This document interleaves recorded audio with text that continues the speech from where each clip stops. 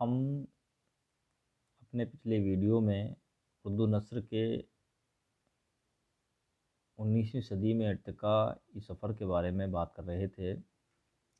اس سفر میں ایک اہم کڑی اردو نثر کے ارتقاء میں جو ہے وہ ہے فورٹ ولیم کالج۔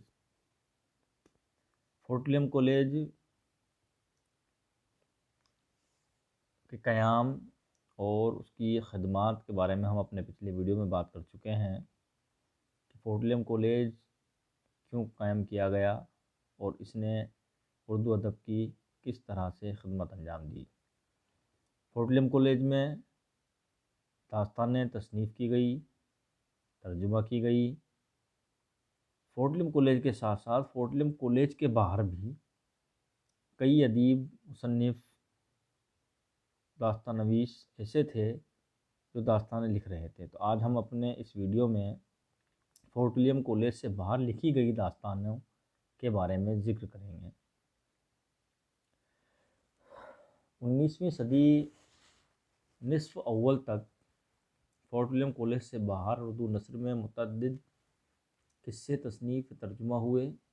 ان میں سے کچھ کو بہت زیادہ شہرت اور مقبولیت حاصل ہوئی اور کچھ کو گمنامی نصیب ہوئی۔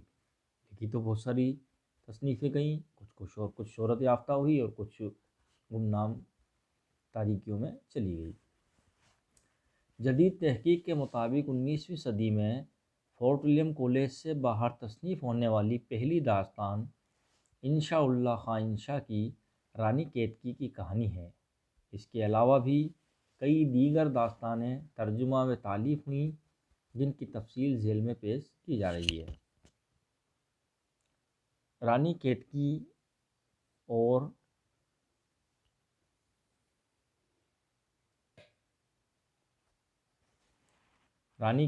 اور کنور ادے بھان کی کہانی انشاء اللہ خاں انشا۔ اس میں انشاء اللہ خاں انشا نے باہر کی بولیوں عربی و فارسی کے بغیر اردو نثر لکھنے کا تجربہ کیا ہے، یعنی اس داستان میں ایک بھی لفظ عربی یا فارسی کا استعمال نہیں کیا گیا۔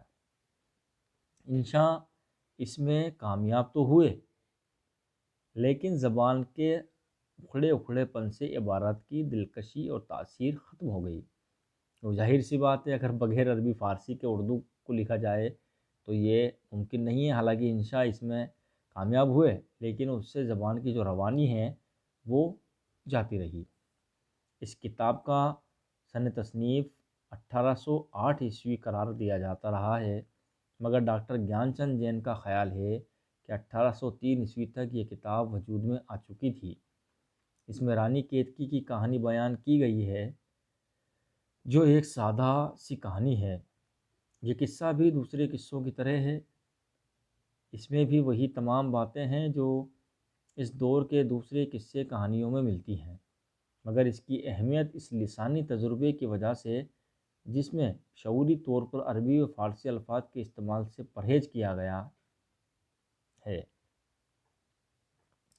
گلشن نوبہار محمد بخش محظور۔ یہ محمد بخش محظور کی تالیف ہے جسے اس کی پہلی تالیف مانا جاتا ہے۔ یہ 1805-06 میں لکھی گئی اور 1262 ہجری میں لکھنؤ سے شائع ہوئی۔ یہ نوترج مرصع کی طرز پر لکھی گئی۔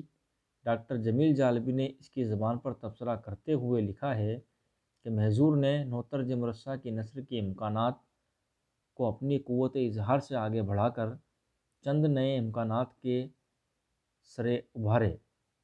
محظور کی اس داستان کو دیکھیں تو معلوم ہوتا ہے کہ اس کے جملے تو آسان ہیں لیکن اس میں تشبیہ، استعارے کے استعمال اور قافیے کے التزام سے زبان و بیان کو رنگین اور پر آہنگ بنانے کی کوشش کی گئی ہے اور زبان کو بوجھل ہونے سے بچایا گیا ہے، نیز روانی کا پورا خیال رکھا گیا ہے۔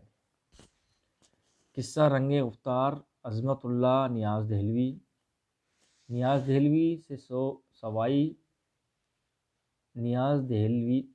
دہلی سے سوائی جے پور آ کر حکیم شور سلوا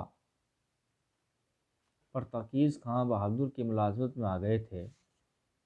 ایک دن اتفاق سے نیاز نواب صاحب محمد داؤد خاں بہادر کی بزم میں حاضر ہوئے۔